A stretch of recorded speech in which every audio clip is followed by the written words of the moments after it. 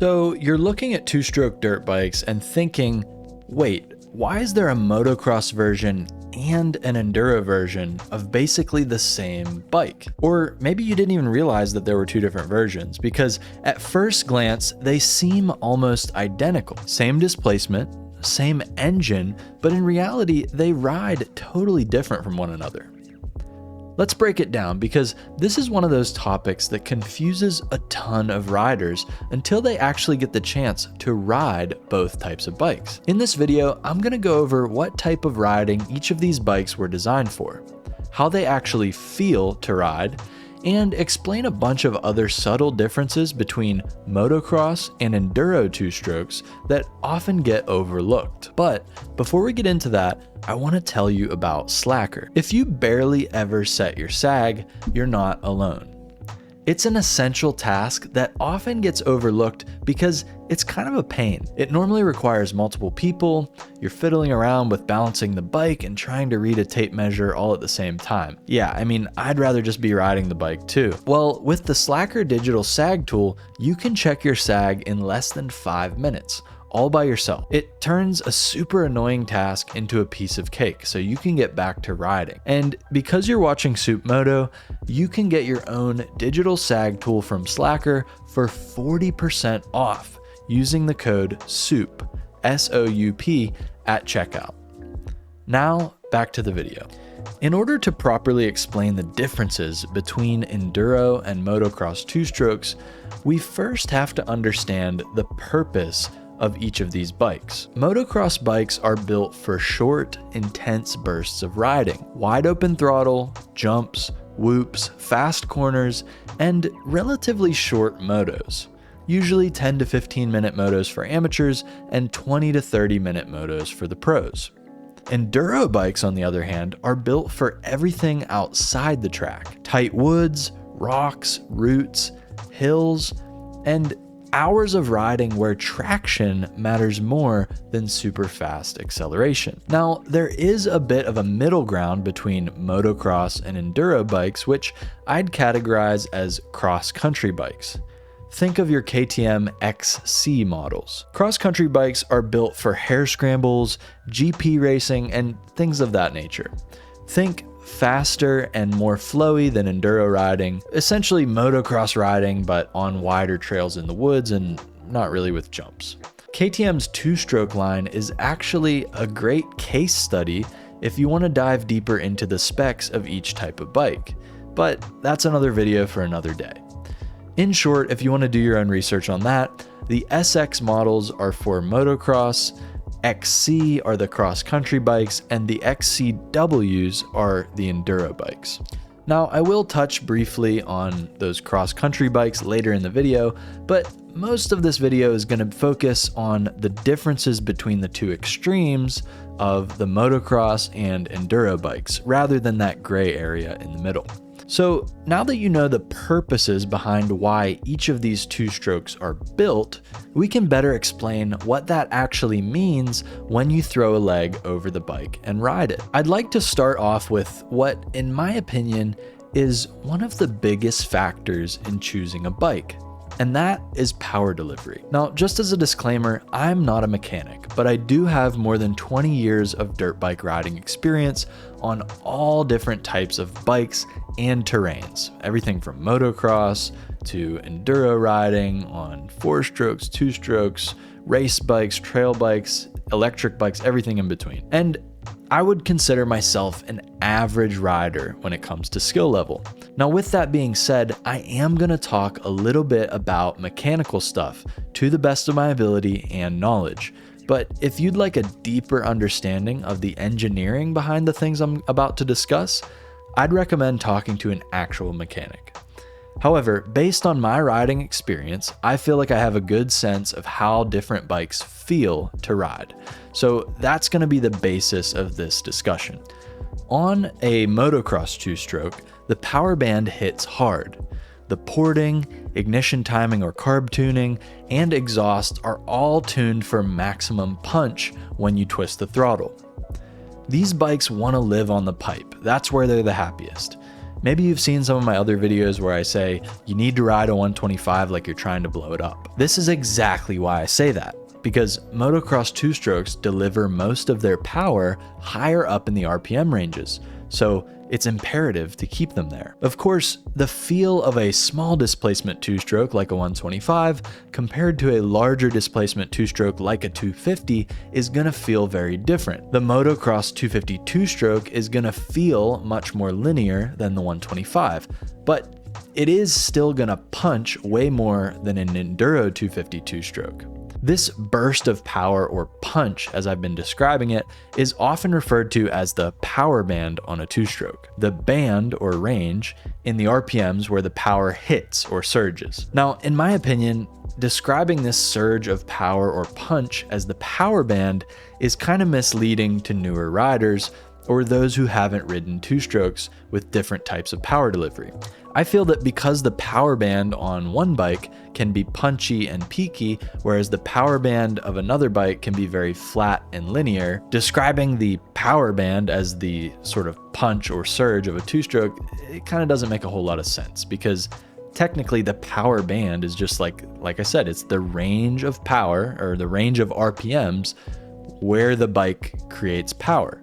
So, you know, two strokes and four strokes both have a power band. It's just the four strokes tend to be very linear and flat, so you don't ever really notice that punch. Also, I can compare small displacement two strokes to larger displacement two strokes in another video someday and explain why larger displacement two strokes of any category of bike often feel more linear than their smaller displacement counterparts, but that's not really the topic of today's video, so let's reel it back in.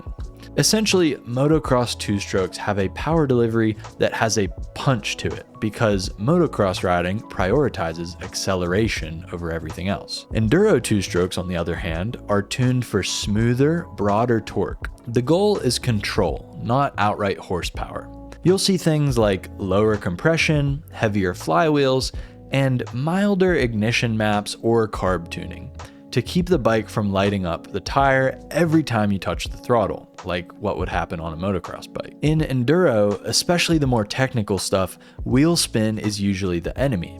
You normally want the rear wheel to grab all the time rather than breaking loose and spinning. Throttle control is essential in this discipline of riding. However, a more linear power band makes controlling the throttle in these situations to eliminate wheel spin a much easier endeavor. Think of it like this: MX bikes explode forward. Enduro bikes crawl forward. Both bikes can be fast, it's just that one style of bike prioritizes raw acceleration, while the other style of bike prioritizes consistent grip. The next piece of this puzzle involves the transmission. Motocross bikes usually have a close ratio 5-speed gearbox. That type of gearbox keeps you in the power band all the time. It's perfect for tracks where you're constantly shifting and accelerating. Enduro bikes usually get a 6-speed wide ratio gearbox. That extra gear and spacing lets you chug through tight trails and still haul down a fire road or some straightaway section without screaming the engine to its limit. Now, obviously, you can find motocross bikes with a 6-speed gearbox, like my YZ125 has a 6-speed, but it's still a closer ratio than you would find on enduro bikes usually. If you've ever tried trail riding on a motocross 250 two-stroke, or God forbid a 125 two-stroke that's like a motocross bike, you'll know you're constantly shifting, trying to find that narrow balance between breaking the rear wheel loose and going way too fast for the trail you're on. Or sometimes you just hit a gear that's too high and you end up bogging it down. The wider ratio gearing of enduro bikes allows you to stay in one gear for a lot longer without bogging or plateauing. And it's also a lot more comfortable as well because of that. Another big difference between MX and Enduro two-strokes is the suspension. Motocross suspension is stiff. It's built to handle jumps, big impacts, and aggressive riding. Think rough, choppy tracks at fast speeds. It feels harsh anywhere else because it's meant to be ridden hard. Enduro suspension is meant to absorb the terrain you throw at it. It's more compliant in the woods at slower speeds. And it's built to soak up roots, rocks, and slow speed hits instead of huge jumps and high speed braking bumps. You can still jump them, but it'll feel a little less confidence inspiring compared to a pure MX bike on the track. There are also a bunch of little details along the way that differentiate motocross and enduro two-strokes. The chassis on a motocross bike is designed for stability at high speeds and predictability on jumps. It's usually stiffer overall. Enduro frames are often slightly more forgiving or flexible for traction and comfort, although depending on the brand, this is not always the case. Some manufacturers use steel frames, others use aluminum. Sometimes the motocross and enduro bikes actually share the same frame. It all just depends. Then there are all the accessories. Enduro bikes usually have larger gas tanks, since enduro rides tend to be hours long instead of minutes. Enduro bikes also come with lighting systems, kickstands, skid plates, and handguards from the factory. Sometimes even different radiators or fans for cooling during slow sections. Basically, an enduro two-stroke is the same core engine, but it's set up to survive and perform off-track. Motocross bikes, on the other hand, are usually stripped down in comparison. Since acceleration and high speeds are the priority, there's no need for all those extra bells and whistles. So what does this mean for you, the rider?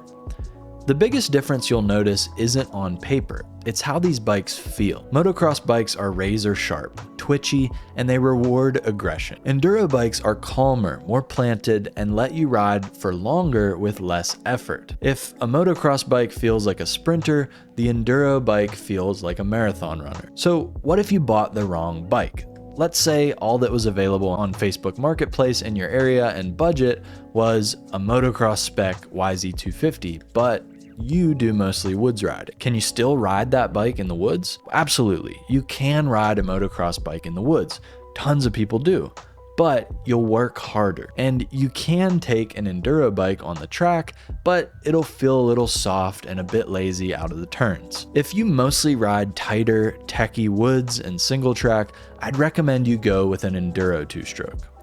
If you're really only ever spinning laps on the motocross track, then I think it's obvious why I'd recommend the MX bike. If you're somewhere in between, like I am, then a cross-country bike may be a good candidate.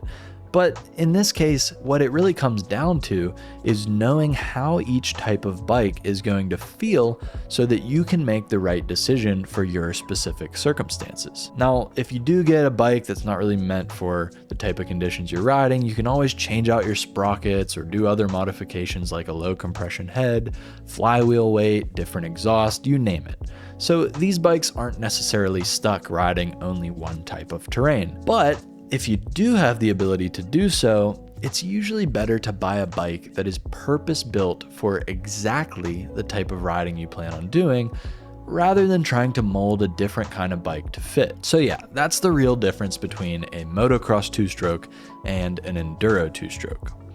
Hopefully that was helpful in cutting through the confusion and will maybe make it easier for you to choose your next bike or help someone else out you know to find the right bike for them. If you enjoyed this video and you want to see more like it, please drop a like, comment, and subscribe to the channel. And speaking of the channel, if you'd like to help keep Soup Moto alive, take a look at my links in the description for ways to contribute. I have Soup Moto t-shirts for sale and a handful of affiliate links to buy your favorite dirt bike products from. Thanks for watching.